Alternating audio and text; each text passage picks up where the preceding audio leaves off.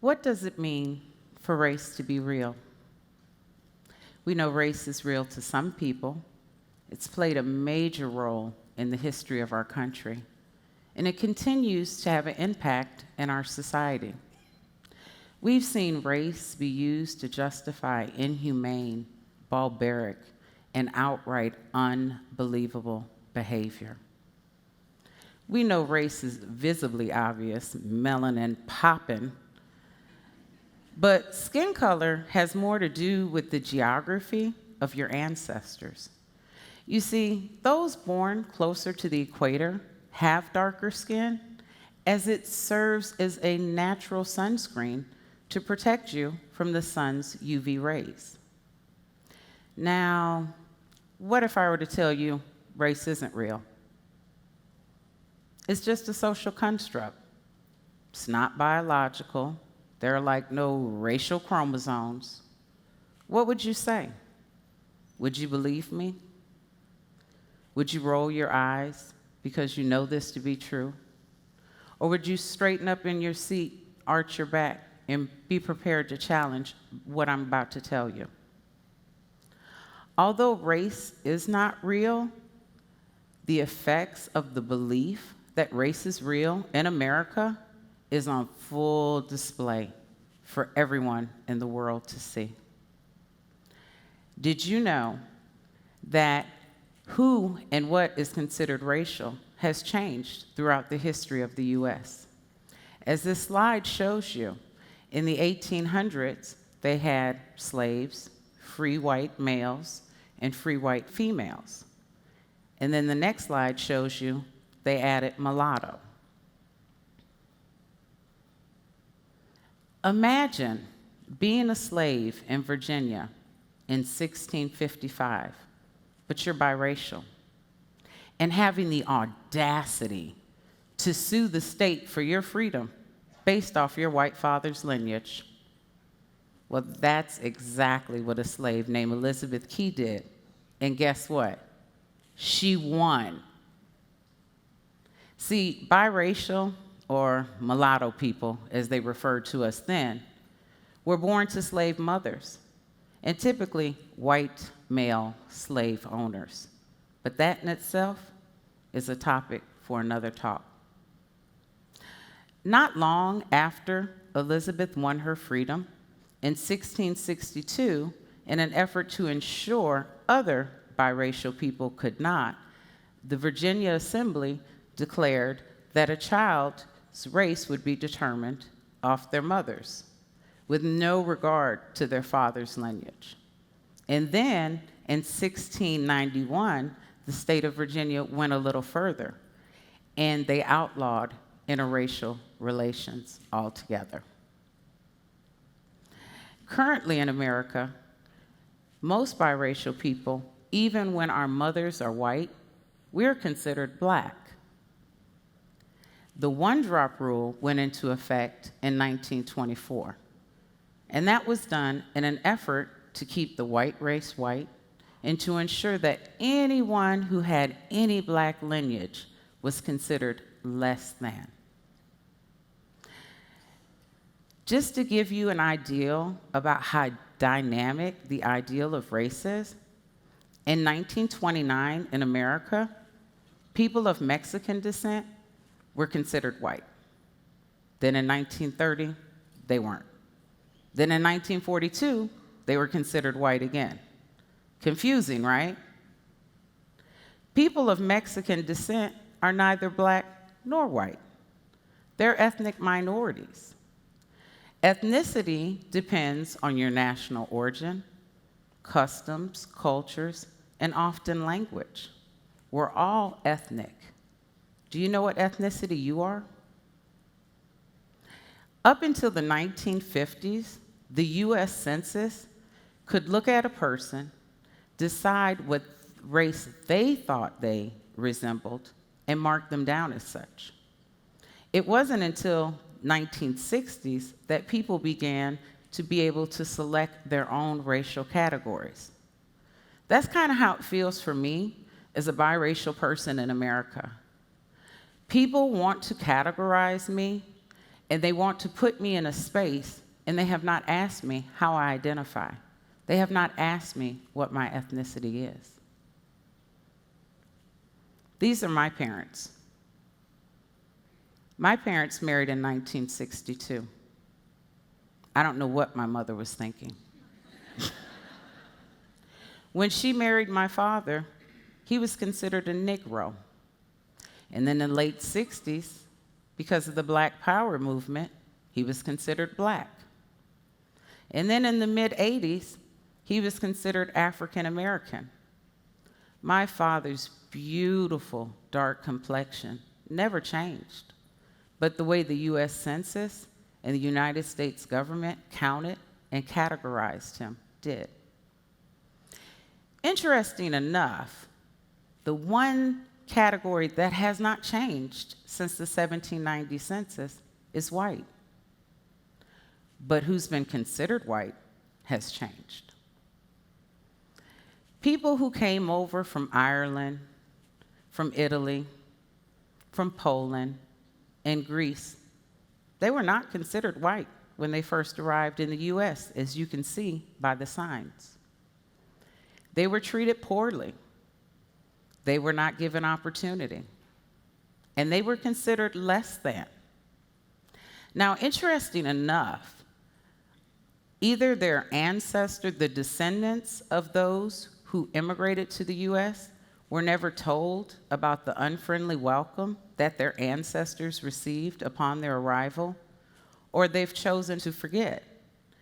Since they've been absorbed into the construct of whiteness, I've seen a lot of those who were oppressed become the oppressor. Did you know that what is considered racial has changed in the United States, and who is considered racial? This slide right here shows you, at one point, we just had black and white, and slaves and mulattoes. Then later on, we had Chinese and Japanese. But if you think about the census now, they just lump them all together as Asian.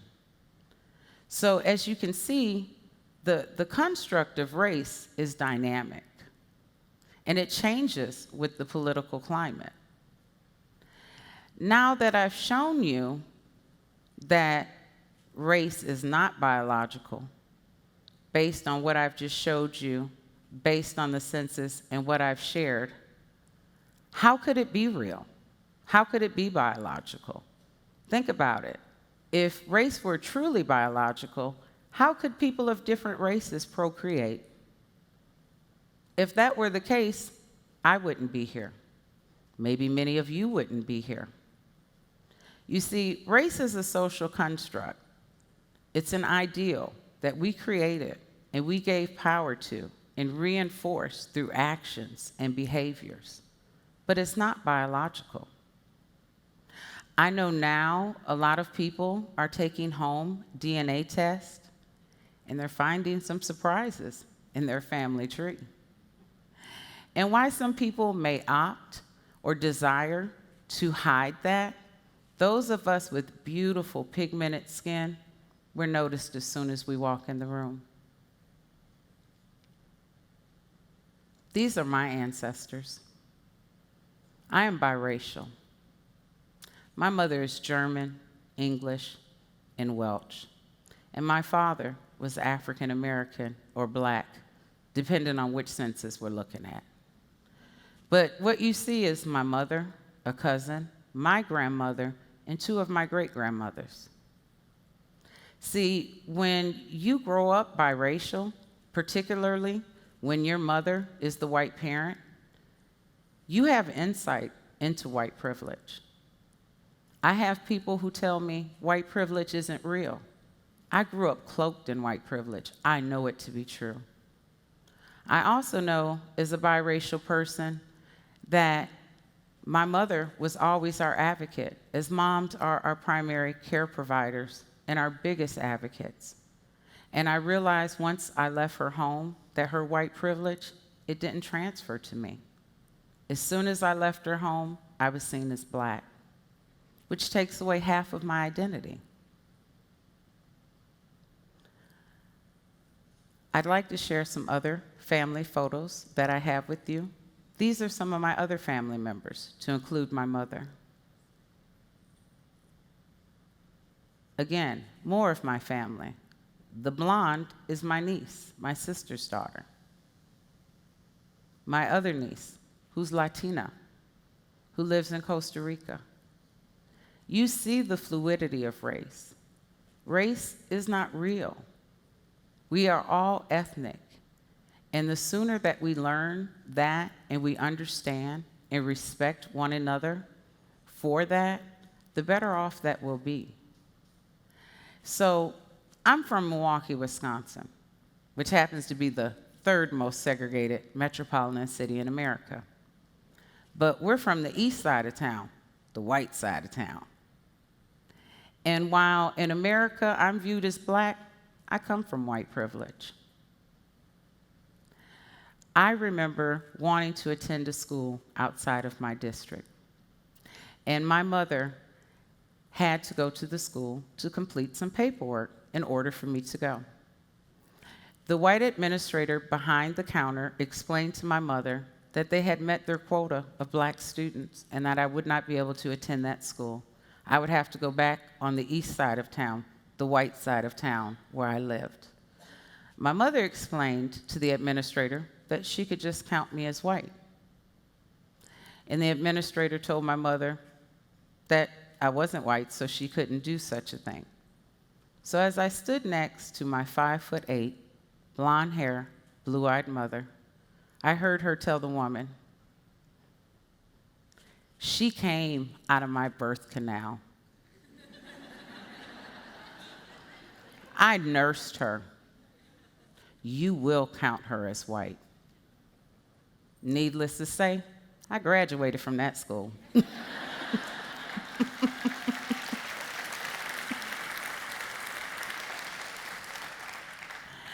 I want to share another story with you just to show you how problematic this whole construct of race is.